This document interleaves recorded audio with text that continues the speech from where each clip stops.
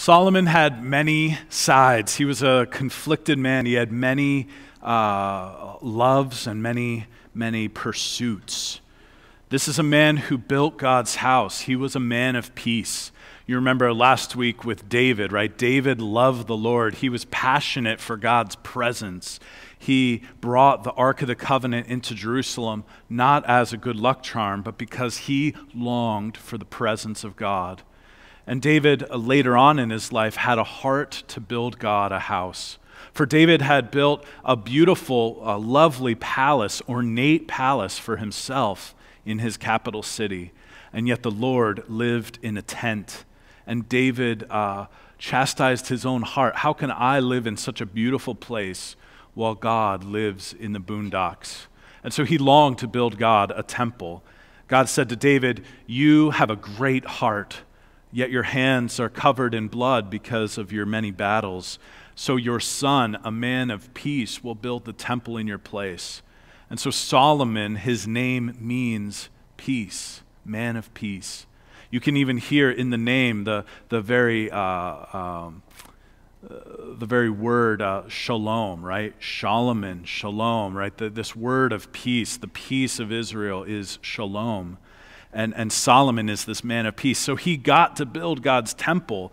And in chapter 9, we begin after he had finished building the Lord's house. So Solomon had just finished building God's house.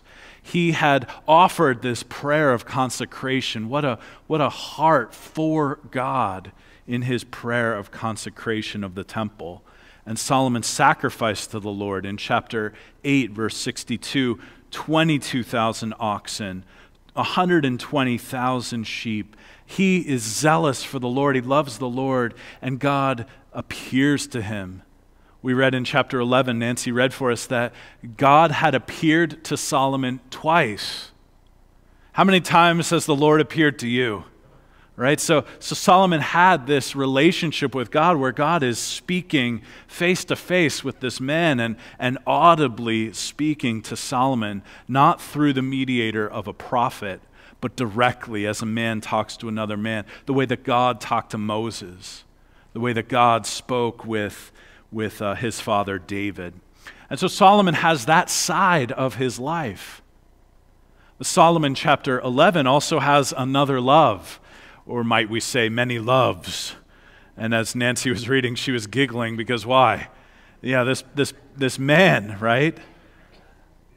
300 wives, 700 concubines, good grief, 1,000 life partners. It's enough to have one, am I right? Okay, that's just a joke. She would echo that sentiment, I'm sure, my wife. What a complex fella that guy Tim is. That's what she's thinking. And so, it's complicated enough. That one person in your life, that relationship is complicated enough to have 1,000, and for all of them to be begging for your attention, or maybe they're very glad that he's so inattentive. I'm not sure what the relationship looked like. But it said he loved many women. He had a love. So he had a love for God, chapter 7, 8, 9 that we read. And now he has love in his heart for other things, these many women in his life. And it turns from that to a love for other gods. And so we have Solomon, a complicated dude, very multifaceted, many angles to this guy. And I want to talk about that because I think you would say about yourself, there's a little bit of complication. There's a little bit of mingled affections. There are things about you that God is super pleased with. There are other areas of your life that he is super excited to remedy. And between those two, we need to come to a sense of understanding ourselves and moving beyond the complications of our life. So I want to look, first of all, at Solomon at his best. In chapter 9, we see that Solomon is close to the Lord. And that's what we're going to focus on in chapter 9, and then we'll turn to Solomon at his worst in chapter 11. And so 1a is what we want to look at, point 1a. The first thing I see in verses 1 through 5 of chapter 9 is that, Solomon is honored by God. he is declared successful not because of his tasks that he completed, but rather he is successful because he is close to the Lord. And I want to show you that in chapter 9. So go back there. As soon as Solomon finished the building of the house of the Lord and the king's house and all that Solomon desired to build, the Lord appeared to Solomon a second time, as he had appeared to him at Gibeon. And you might remember from that, that's back in chapter 3 of 1 Kings, when Solomon just becomes king. His father had just died. And God appears to Solomon and says, "Ask me for one thing." And Solomon rattles through, "Well, what could I ask for the Lord? The Lord has given me my one request. What shall I ask?" And he could have asked for wealth. He could have asked for fame. He could have asked for power. He asked for wisdom, that he would govern his people well. So he asked God for wisdom. God gave him that and so much more. That was at Gibeon. And here in verse 2, the Lord appeared to him a second time as he had at Gibeon. And the Lord said to him, "I've heard your prayer and your plea which you've made before me, and I have consecrated this house that you've built, putting my name there forever. And my heart and my eyes will be there for all time." So God is saying, I've seen what you've done. I've seen the tasks. I've seen all the check marks. You have done it. And that's the way that mankind measures success. Are you efficient in your work? Are you efficient in your care of wife and kids, husband and kids? Are you taking care of the stuff at home, the chores, the maintenance, those things? Are you invested? Are you growing your nest egg for retirement? Are you successful? Are you checking all the check boxes? And that's the way the world operates. And in many regards, even Christians, that's how we define success. But God says, you know what? I've seen what you've done, and I've heard your prayer, and I'm going to be here. You asked that I would be here, and I'm going to be here with you. And so the way God defines success is his presence in our lives, our presence close to his heart. That's success. You can take this whole world, but give me Jesus. That's the hymn. That's the song of our heart. That's the song we need to develop. Closeness is success. You might be the poorest person, but rich towards God.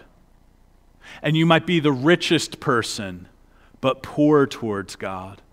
And so if you had to pick which is more important to me, the answer is which? Which? Well, the answer is both, right? That's what our wicked hearts say. We want to be successful in the world's eyes and successful in the Lord's eyes. We want to be rich towards God and rich in the eyes of our countrymen and neighbors. We want to keep up with the Joneses and keep up with the Jesus. That's what we want. And God's saying, you cannot serve God and mammon. You cannot have both. As we'll look in chapter 11 in a little bit, the best of both worlds is actually the worst of both. Success is about closeness. And so I want to, as we turn the page from point letter A, I just want you to talk with the Lord for a moment. Where, God, would you say my level of closeness is? Am I rigorously fighting for time with you? Am I making time with you? The Lord says to prophet Micah, "What does the Lord require of you, O man? To love justice, to seek mercy, and to walk humbly with God."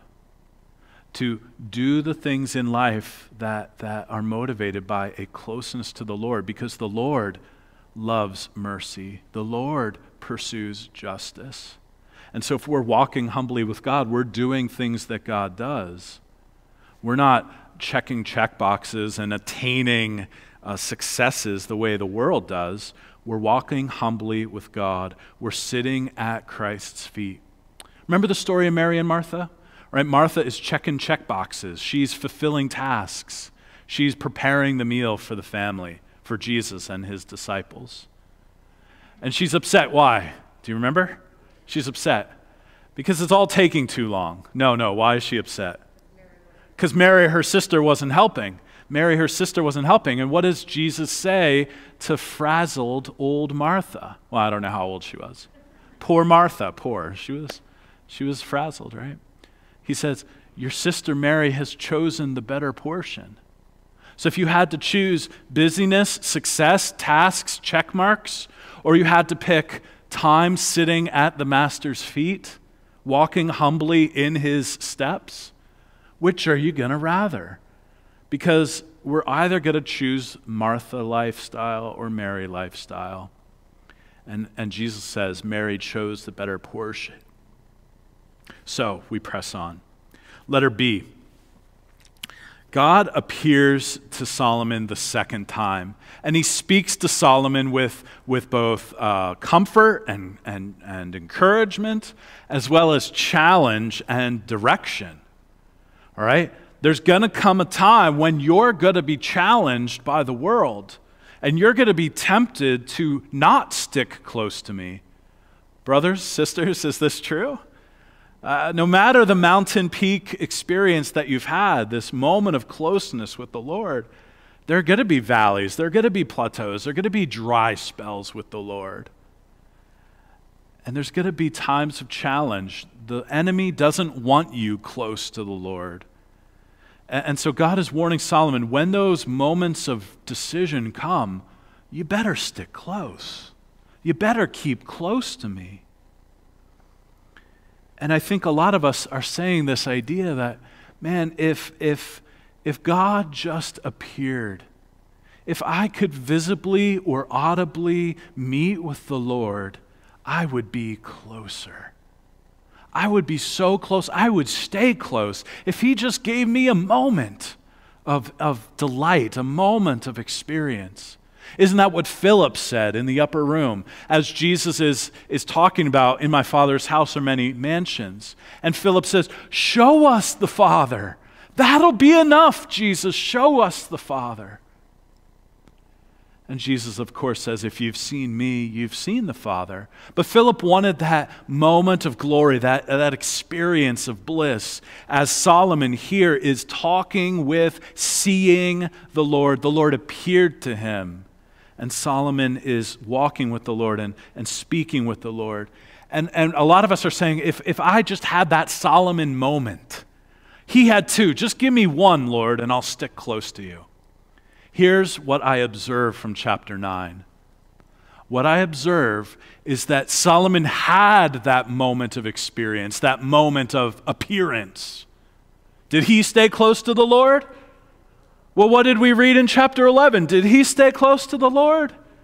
Even though he saw God face to face and God spoke to him directly, he had that mountaintop experience and he didn't stay close. And so I'm warning you against a desire for moments of experience. If you think those experiences are going to change you forever, listen. It didn't with Solomon. It didn't with Abraham. It didn't with Moses. These people still fell into sin. And if you're going to stay close to the Lord, then it's a daily decision. It's not one moment of God giving you bliss and you're going to be okay. It's you daily deciding to walk side by side with him, fighting against those temptations by the power that the Spirit has given you. You're not on your own. But it is up to you to stay fervent and to stay challenged. Don't look for a thrill. Look for ordinary, regular, daily faithfulness. Strive for commitment. Don't strive for experience. For God says to Solomon, if you stay close to me, then I'll stay close to you. But if you wander away from my path, difficult times will come. Listen in verse 6. If you turn aside from following me, you or your children, and do not keep my commandments and my statutes which I have set before you, but go and serve other gods and worship them, then I will cut off Israel from the land that I've given them. The house that I've consecrated for my name, I will cast out of my sight. If you're going to join me for Ezekiel, if you're going to come tonight and Rachel and I are going to walk that book through with you, you know exactly what we're talking about here. God put his name in the temple, yet he will decide to cast his temple out of his sight. Israel will become a proverb, a byword among all peoples. Verse 8, this house will become a heap of ruins. Everyone passing by will be astonished. They will hiss, why has the Lord done this in the land? And why has the Lord done this to this house? I was surprised it did not say, why has the Lord done this to his house? I was surprised it does say this house. Because God dwells wherever people connect with him. He doesn't dwell in a box, and he doesn't dwell in a temple. He dwells wherever people call upon his name. And it is so in our lives by his Holy Spirit. So what is God saying to Solomon? If you wander away, if you don't stay close, if you aren't taking that daily decision of commitment, yes, Lord, today I want to walk with you. Oh, Lord, today I failed you, I repent. If we're not walking, keeping those accounts short and bringing our confessions routinely, if we're not walking with the Lord in that kind of vigorous way, daily way, if we wander from him, we're going to wake up one day and realize we're not with him. That's all that God's warning him. If you wander from me, don't be surprised I'm not there. I didn't go anywhere. You went somewhere. And it's so in our lives today. When we wander from the Lord, we wake up one day and wonder where God is. So all I'm saying is, if you're striving for the next mountaintop, please understand Solomon had two. It didn't work out well for him. If you think that's going to be the patch, the cure-all, forget about it. Forget about it. You need a daily dose, a daily dollop of the Lord. So, I'm asking you to consecrate yourself to make this daily habit of communing with God in the secret, in the quiet, not on the mountaintop, just in your prayer closet, talking with the Lord. Not wishing for incredible experiences, but committing to daily commune humbly with God. God, I don't need your glory, but I do need your guidance. God, I want to be close to you, even though I don't see you, even though I don't hear you. Keep me close to you. And those sort of humble prayers, the Lord hears, the Lord answers. So we see Solomon at his best on his mountaintop after finishing the temple. We move to our second idea, which is in chapter 11. If you would turn to chapter 11, now we'll see Solomon at his worst. So we saw him at his best, now we see him at his worst. Turned away after other gods. So in verses 1 through 8 of chapter 11, what I notice here is Solomon is striving to have the best of both worlds. Give me all of God and give me all of the ladies. Right? That's what he's saying. That's what he's saying. And before you honor Solomon for his wisdom, you need to understand this man was messed up. Right? Because you're not going to fill a God-shaped hole with many women, many men. If you're looking to be filled, don't look for romance. If you're looking to be complete, don't look for wealth. If you're looking to have a religious experience, then you're not going to have it worshiping all the gods. If you want all of it, then you can't have God. And if you want God, you're not going to have all of it, whatever it is. Here he pursued a God-shaped hole to plug that hole, to fill that hole with women. And he lacked wisdom. He was filled with folly. And there was nothing wrong with the women. What was wrong was Solomon's heart. And don't say, well, he married outside the faith and these women took him away. He fell away before he married the women, because to pursue a marriage outside of faith, to pursue a marriage with 1,000 women, right? That showed his heart wasn't close to the Lord before they turned. So they didn't turn him to other gods. He turned away from God in the start. Do you understand what I'm getting at here? If Solomon wants the best of both worlds, then he gets the worst of both. And that's exactly what you'll get when you love God and mammon. Because what does Jesus say? You can't serve God and mammon. So, the King Solomon loved many foreign women. In chapter 9, he loved the Lord. Now, he loves many foreign women, along with the daughter of Pharaoh, the Moabite, Ammonite, Edomite, Sidonian, Hittite women. From all the nations that the Lord said to the people of Israel, you shall not enter into marriage with them. So please understand, even the text itself is saying, Solomon wasn't turned away from the Lord by the women. He turned himself away from the Lord before he married the women, because he knew the command and he broke it. So he himself decided, he himself turned away from the Lord. Why? Because he had an affection for the things of this world, for the things around him. As we mentioned the past couple weeks, it's so hard to serve an invisible God when there's so much visual around us. Okay? Romance is in the air, right? It's February, at least for one more day. Okay, Valentine's and all that. It's on TV, it's in the movies, all these false promises, all these empty promises. If you're looking for a person to complete you, you will never be complete. If you're looking for God to complete you, then romance underneath of that priority is good and noble, and God gifted that to us if we're putting God first in our lives. If instead we're putting romance first, we're serving Eros rather than God, we're serving Asherah rather than God, then we're going to have emptiness, because these false gods give you false promises and false hopes. So he began to marry these women. He clung to them in love, the end of verse 2. He had 700 wives who were princesses. He had 300 concubines. These wives turned away his heart. But please understand, his heart was already turned away from God. And these women then turned his heart even further to their false gods. But friends, if you're not worshiping false gods, you could equally not be worshiping the true God, right? We could be living like atheists. Our hearts are already turned away from God, not yet turned to false gods.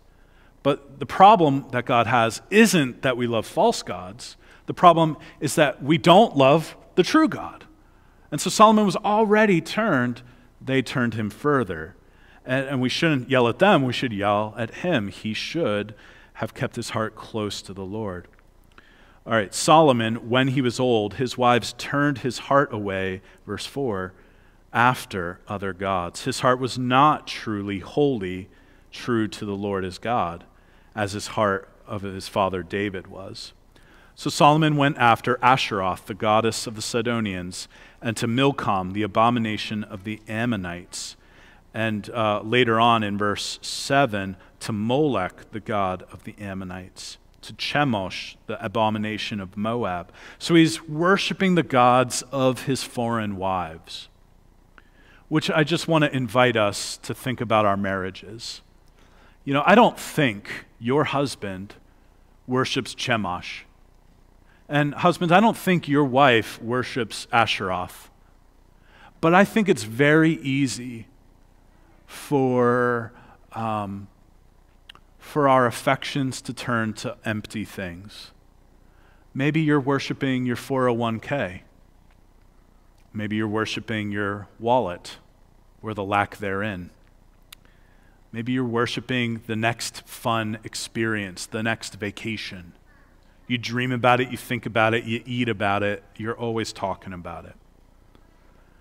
And if one person in the marriage is always diverted, then whenever the couple talks, the diverted person is going to be talking about their love, their pursuit with their partner. You understand?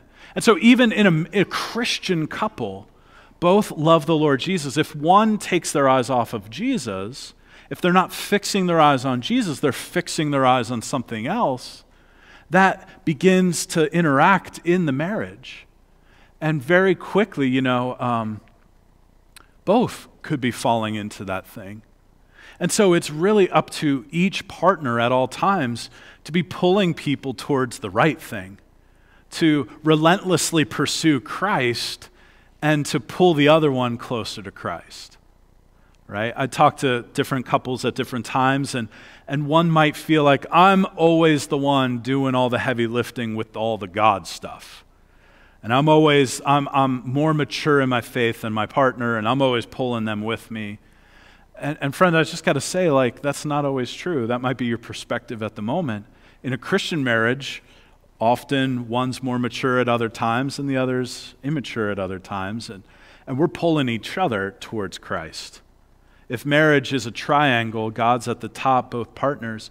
As each one gets closer to the Lord, they get closer to each other. And that should be your vision for your marriage, Christians. Or that should be your dream. I don't think those of you who happen to be married to a non-believer, I don't think you're doomed to the experience of chapter 11, right? Just as much as Solomon was pulled away, you could be part of God pulling your partner away from their false gods. So chapter 11 is one guy. Hopefully there are ones in the opposite vein. There are believers pulling their non-believer towards faith. And that would be my vision. I would also say to those of you who are young and unmarried, I would warn you about chapter 11. This could happen to you. Don't let it, right? Have a dream for yourself that you're going to marry a believer, because a non-believer isn't going to pull you towards Christ. That's not going to happen. You could pull them towards Christ, and we would all thank the Lord. That would be a beautiful, wonderful thing. But they're not going to help your faith. A believer might not help your faith, but could help your faith. And I would give you a vision to think about that and to plot about that, strategize about that before these sorts of decisions need to happen to you. So, revive your cry. Take this world, but give me Jesus. Because if I'm pursuing the best of Christ and the best of everything else in my life, I'm not going to get it. God says, I wish you were either hot or cold. No lukewarm Christian. No riding the fence. Be on my side of the fence, be on the other side of the fence, but no fence riding. That's the observation I see in the beginning of chapter 11. And the last thing I see, letter B, is that here God disciplines his children. In verses 9 through 13, the Lord gives problems to Solomon. Why? Because Solomon's heart was turned away from the Lord. Verse 9, the Lord was angry with Solomon because his heart had turned away from the Lord, the God of Israel, because the Lord had appeared to him twice. Notice the Lord is not angry for Solomon's disobedience. He's not angry because Solomon had many wives. He's angry because Solomon's heart was turned away from the Lord. And so God is jealous. This is an appropriate thing to notice. God himself calls himself a jealous God. If you've given your heart to Jesus Christ, and now your heart is loving empty things, God is jealous. He deserves you. He died for you. And now you're giving your heart to empty things? God is angry. God is jealous. That is appropriate for him to feel that way. As a spouse, or their partner is unfaithful, God feels as if we, his partners, are unfaithful to him as we give our hearts to empty things. So now God's angry, and what does God do? Verse 11, therefore the Lord said to Solomon, since this has been your practice and you've not kept my commandment, my covenant rather, and my statutes that I commanded you, I will surely tear the kingdom away from you. I will give it to your servant, yet for the sake of David your father, I won't do it in your days, but I will tear it out of your hand of your son. However, I will not tear away the entire kingdom. I will give one tribe to your son because of the sake of David, my servant, and for the sake of Jerusalem that I've chosen. So this is what I want to say to you. I want to say that God disciplines his children, and that's grace. He trains us for our good. Read Hebrews chapter 12, and you'll read more about how God trains his children through difficult times. God brings difficulties into our life in order to grow us, to bring us back to him. And now here's the hope, church. All right? Solomon doesn't end where we see him in chapter 11. If you've read the book of Ecclesiastes, we hear from Solomon's perspective about all of his wanderings, how he wandered to this, wandered to that. He wandered to women, wandered to booze, wandered to philosophy, wandered to engineering and architecture and philosophy. He entertained the worldly philosophies of all the nations around him. He was a thinker, and he dabbled in all of these pursuits. Because he had a God-shaped hole, he was trying to fill it with all these things. And we come to the end of Ecclesiastes, the final chapter, the final verses. And what does he say? In my older years, I found the Lord. And my advice to you is to seek the Lord while you are young. Enjoy the Lord while you are young. Don't waste your life on all my empty pursuits. In my old age, I came back to the Lord, but in my younger years, I wandered to and fro. So Solomon gave his heart back to the Lord. So what I see is that these adversities of chapter 11 are to call a wayward follower back into a close relationship. That is grace. Punishment, turmoil, adversity, trials are grace. They are good because they lead a wayward soul back to the Lord. As the prodigal left the Lord, left his father, wandered into all his empty pursuits, it all ended in a pigsty. And that pigsty was adversity, but that pigsty was grace. Because he came to his senses, realized the loving kindness of his father, and came back home. Solomon, the wayward son, the prodigal, came back home in Ecclesiastes 13. And so God disciplines his children, and that is grace. And when we're going through difficulty, COVID, what have you, it's grace. It's grace to snap our attention back to the Lord. And so don't look at your adversities as God's absence, but look at it as God's care that you would grow, that you would be molded and changed to be closer to him. Solomon was a conflicted guy. I think by the end of today, you've realized I've got a lot of conflicting desires in my own heart. And hopefully you're seeing God is gracious to me the way he's been to Solomon. What have we been seeing over this whole series? God wants his people to stay close with him. So where are you in your closeness? Are you near? Are you far? Are you loving other things? Are you loving God? Are you pursuing him relentlessly? Or are you pursuing the things of this world? Christian, be called back to action. Gird your minds for action and pursue the Lord with your whole heart, a committed heart, an unconflicted heart. Father, we come to you with thanksgiving because you already know what we're about to say. You know we're conflicted people. Our attention is pulled to all sorts of things, pulled towards you, pulled away from you. And by many voices, it's so hard to hear your still and small voice. We give our attention to the earthquake, to the fire, to the strong wind, as Elijah. rather than leaning forward, listening, hoping for that still small voice. And so, God, we repent of our conflictions. We repent of our empty loves, things that we thought were going to be best in this world, and you'll be the best in the next world. And you've shown us through the life of Solomon that if we're close to you in this world, that's the best thing for us. We, like the widow, can give all that we have to you, or like the rich young ruler, sell all that we have and come and follow you. And we'll be richer than we ever were.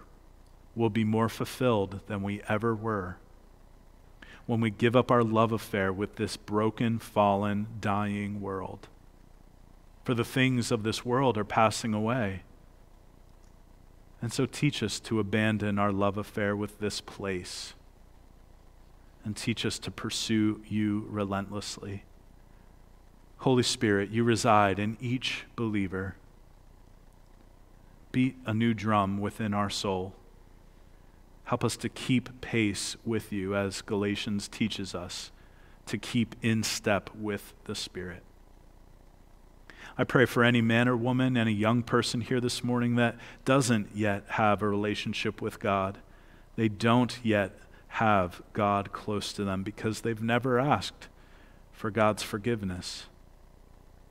And today can be the day for you, my friend, to join God's family, to be accepted as his son or his daughter, and you can be God's. You can be God's own possession. If you'd call out in faith, Lord Jesus, come into my life. Save me from all the wrongs I've ever done. Give me the gift of eternal life, I ask. Because I believe what you did at the cross, Lord Jesus. I believe you died, and yet on the third day I believe you rose again. All for my sake, all to show me love, all to rescue me from myself. So come on in, Lord, and rescue me. It doesn't have to be those exact words. There's no magic formula. There's no secret recipe. It is a heart crying out for God to rescue them. And when you pray in your own words, in your own way, at your own pace, in the quietness of this moment, God dwells with you. Lord Jesus, we want to worship you in song as we lift our voices, as we lift our praise. Receive the thanksgiving that you so much deserve. And we pray this in Jesus' name.